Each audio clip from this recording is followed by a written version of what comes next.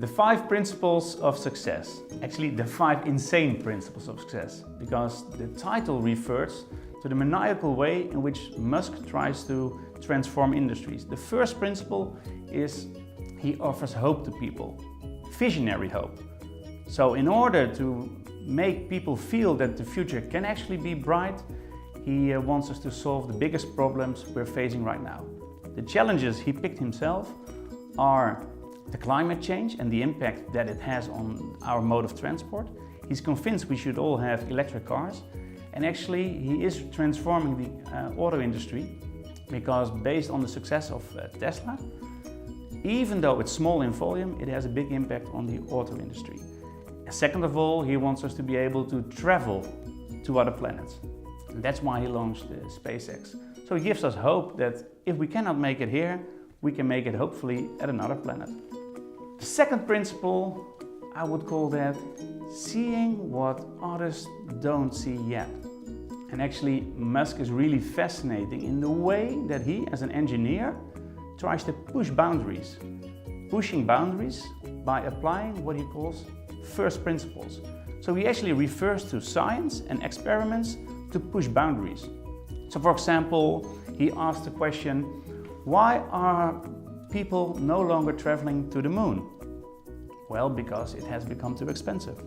Then he says, why has it become too expensive? And then you find out that if you throw away an airplane, even commercial aerospace would be too expensive. So that brought him to the idea that by really using rockets, aerospace actually could maybe become viable again. Well, forget that word maybe. For him it was a certainty.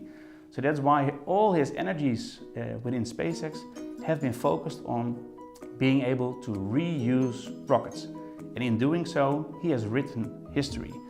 Well, that sounds promising for the future, but there are a lot of challenges still to come to actually be able to travel to other planets. But it starts with applying first principles.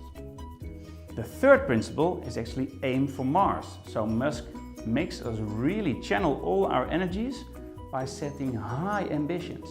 So not talking about going to the moon like we did in the age of Kennedy, no, going much further, going to Mars. He's convinced that by tackling the biggest challenges, we get the best out of ourselves.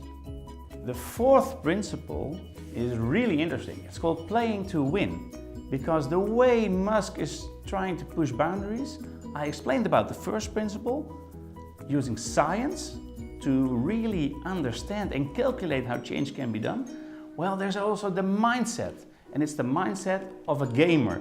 Because what do you do if you play a game and it's game over? You just start a new game. So with the first principles come the gaming mindset. And again, in that fourth principle, playing to win, we should not underestimate the importance of the mindset of his people, because he manages them like some kind of special forces. The mission is central, the individual is less important. So he attracts the best people who really give all their energy during a certain time, and afterwards, yeah, mission succeeded, but people feel maybe a little bit burned up. So it's important that you know why you do this. And playing to win, I think, is a very important principle. The fifth principle, move people. Well, if there's someone who knows how to play our minds, it's Elon Musk. Actually, by using only 9 words, he dropped a bomb on Wall Street, taking Tesla private, he said. Well, he knows how to play our minds. So actually, when there are problems in one area, there's always a success in another area. So if there's someone who knows how to set people in motion, it's him. On the very positive side of that, I've never encountered personnel of a company who said they get up and they go to bed with their CEO. Well, actually, at Tesla, I heard people say that to me. We get up with Elon and we go to bed with him. So if there's somebody who sets people in motion, it's Elon Musk.